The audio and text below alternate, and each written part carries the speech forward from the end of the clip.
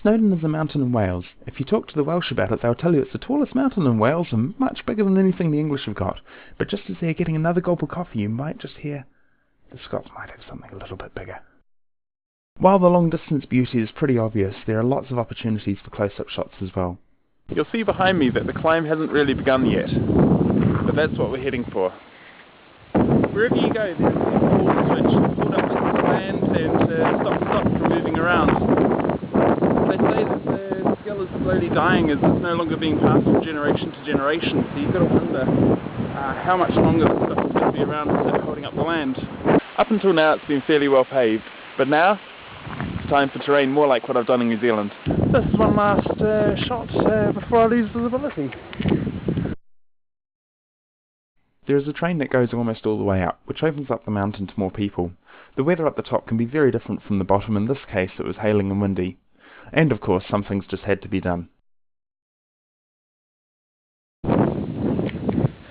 I was thinking about taking some shelter just down here. Maybe not. Okay, I've been to the top. I haven't been able to get the shot that I wanted, so I came down here to shelter while I waited for the weather to clear enough for me to get the shot. It hasn't cleared well enough for me to get the shot, and I'm starting to get cold, so I need to go down before it becomes a problem. So I'll make the most of what we've got, and here we go. I came down a different way to the way I went up, which is actually the way I thought I climbed up in the first place. But never mind, I got to see some different scenery and chat with the locals. We built the city, built the city on rock and roll.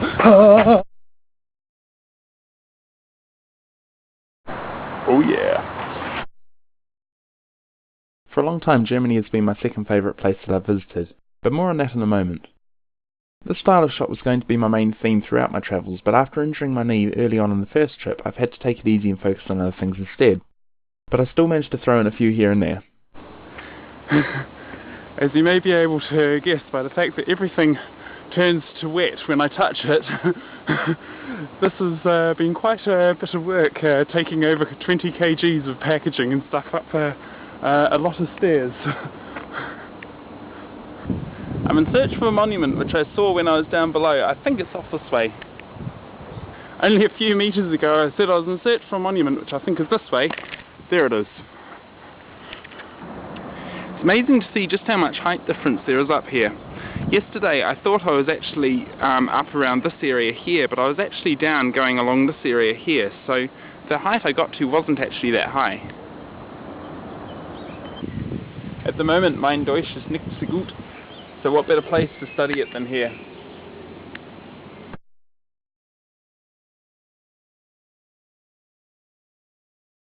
Today I'm going to run through some places in the Netherlands with some rather special place names. Now the interesting catch with this is that there's no actual train stations nearby these places, so I actually have to find nearby towns and run from those towns to these places. Now I'm going to do this by going onto Google Maps, find the place that I'm wanting to go to, find the GPS coordinates, well longitude and latitude coordinates, stick those into my GPS, and there we go. Right, I'm getting close to my first destination. Preparation for this trip hasn't gone especially well. I dropped the camera and broke it yesterday. Somehow it's still working, and that's what I'm actually recording on. I missed the train on the way over here today, so I started half an hour late. I'm going to try and make that up on the first leg, so then I'll be able to relax a bit more for the second stop, which is the real good one. Anyway, see you soon. Now according to this, it's somewhere over there. So I'm not sure if you can see this, but I am now in Hell. There is a place in the Netherlands called Hell. This, according to Google Maps, is it. Right, you may see brief glimpses of the sun setting behind me. This is quite nice tonight, except I've got about 2 kilometres left to do to get to the goal, and the light will be going very soon, so I need to hurry up a bit. Right, I'm about 1 kilometre away from where I'm trying to get to, but I've struck my next problem. There's a great big river in the way, which means I have to go about 90 degrees to where I'm actually trying to get to. Now, just a little way back, there was a map of this track, and it says basically that I go a whole heap that way, then I go that way a bit, then I come back. So there might be a chance that it actually goes to where I'm trying to get to. However, even if it does, there's actually a river in the way of the road which I'll be trying to get to. So I may or may not actually be able to get to this point via this track. I'm absolutely loving the scenery. You may notice a fairly light coloured thing there. That there is a pig hunting box. So I need to make sure I don't get confused as a pig. I've been waiting to get into the meters for hours, but we're finally getting there now. Oh well, as you can see, I'm now officially in Rectum in the Netherlands. Right, I'm in Rectum in the Netherlands. I suggest that you have a look on Google Maps. You'll see the field just behind me has a patch of trees which makes it look quite appropriate. What an amazing day. I've been to Hell, I've been to Rectum, I've taken entirely indirect routes to getting to both of them. I've found a very direct route from getting back from Rectum to Brisbane, and now I'm on the way back to Hengelo. I'm actually going in the wrong direction at the moment, but I will be changing the next station actually, and then I'll be on the way back, so I might get back to Hengelo for midnight. Well, I made it before midnight.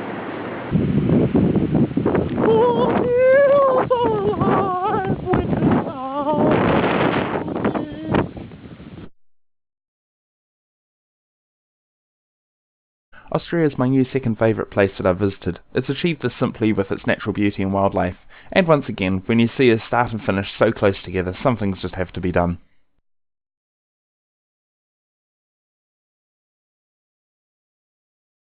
Death count for today. We have my propeller hat. It has lost one of its blades. Still spins though. My coat, that dropped off when I was going to do my cleaning. I retraced all my steps several times and I haven't found it. And my GPS, I'm not sure where that is. I'm hoping it's in my other bag. I might have taken it out when I was going on a strip everything out of the bag to make it as light as possible type mission. But yeah, hopefully it'll be there. If it's not, then it's gone too. Translation, don't go there.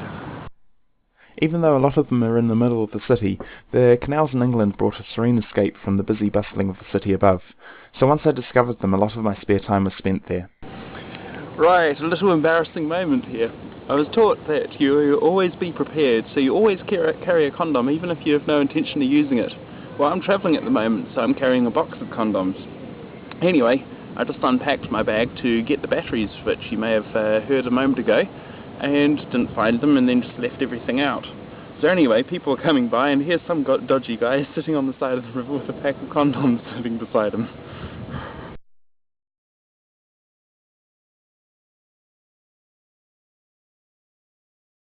So earlier in the video I mentioned my second and third favourite places to visit.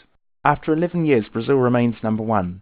Things are less organised and controlled than in other countries, and there's much less safety paranoia getting in the way of life and people's ability to enjoy it. Right, this is my first time bringing the camera out to the flat. I thought I'd show you something a little bit different this time, which is quite different to other places I've been to. And that's this power cable right there.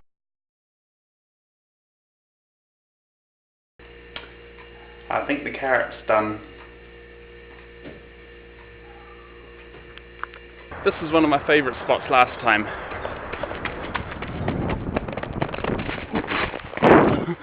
Whoops! I lost control of it there. This has been an awesome trip. I've seen and experienced a lot, and I've had some much needed time in the bush around the world, and surprisingly little has gone wrong. I'd even go as far as to say that most surprises have been quite positive. This trip has left me feeling inspired and incredibly aware of just how much influence I have over my own life. I look back at over all the things I've done in the last few years in amazement. I've done so much that I never believed I'd be able to do. I realise what I'm already capable of and dream of what I might do in the future. See you there.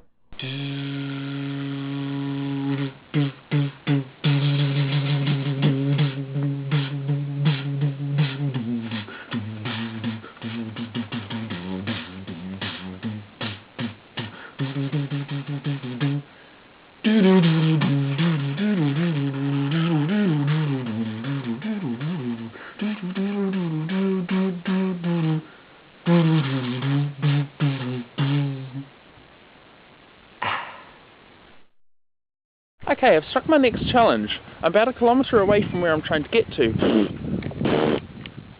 There's a lot of bugs.